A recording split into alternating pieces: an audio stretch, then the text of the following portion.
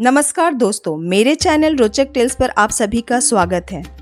मुगल काल की चर्चित राजकुमारी जोधाबाई ना हिंदुस्तानी थी और ना ही राजपूत घराने से ताल्लुक रखती थी।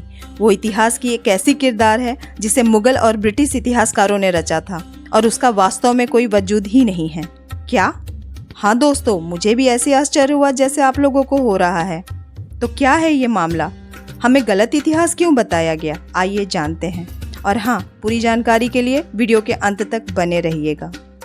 गोवा के इतिहासकार लुइस डे एसिस कोरिया ने अपनी नई किताब Portuguese India and Mughal relations 1510 to 1735 में कोरिया ने दावा किया है कि मुगल काल की चर्चित राजकुमारी जोधाबाई न हिंदुस्तानी थी और न ही राजपूत घराने से ताल्लुक रखती थी।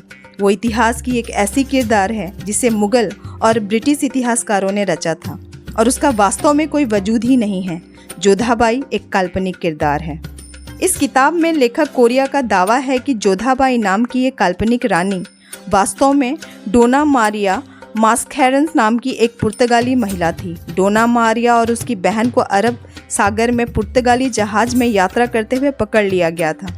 पकड़ने वाला था गुजरात का सुल्तान बहादुर शाह, जिसने उन बहनों को युवा सम्राट अकबर के सामने एक उपहार के रूप में पेश किया। तब अकबर 18 वर्ष का था और उसकी शादी हो चुकी थी।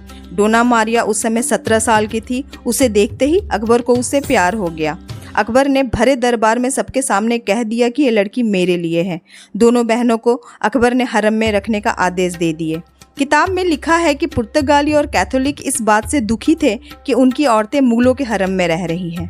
वहीं दूसरी तरफ मुगल कभी ये स्वीकार ही नहीं कर सके कि एक फिरंगी, एक ईसाई उनके सम्राट की पत्नी है। यही वजह है जिसके कारण अंग्रेजों और मुगलों के इतिहासकारों ने जोधाबाई नाम का किस्सा बनाया। इसके साथ ही कोरिया ने बताया कि अकबर और जहांगीर के बारे में लिखा हुआ कोई भी लेख में जोधाबाई के नाम का अस्तित्व ही नहीं है।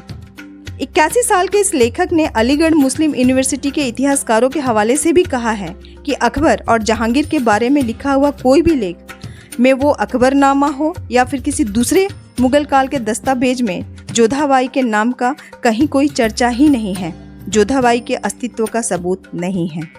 कोरिया ने यह भी कहा कि सम्राट जहांगीर के ईसाई और यहूदी मिशनरीज के प्रति संरक्षणवादी होने से पता चलता है कि उनका जन्म राजपूत रानी से नहीं बल्कि पुर्तगाली महिला से है। लेखक कहते हैं ये वास्तव में रहस्य है कि आखिर क्यों जहांगीर के वृत्तांत में भी उनकी मां का नाम का कहीं उल्लेख नहीं है। बस ये लिखा है कि जहांगीर की मां को मरियम उज जमानी बुलाया जाता था।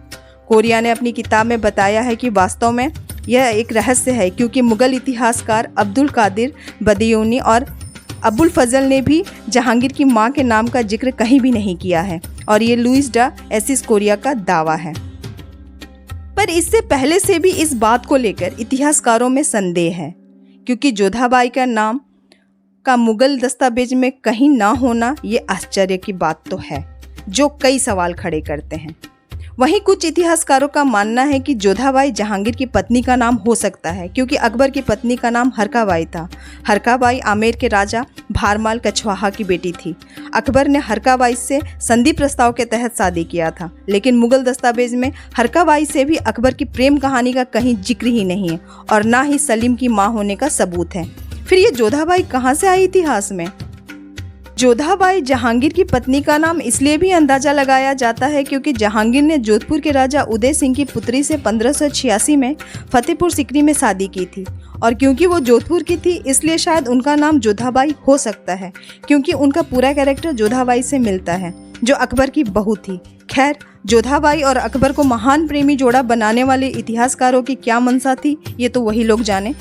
जोधाबाई अब एक रहस्य बन के रह गई है।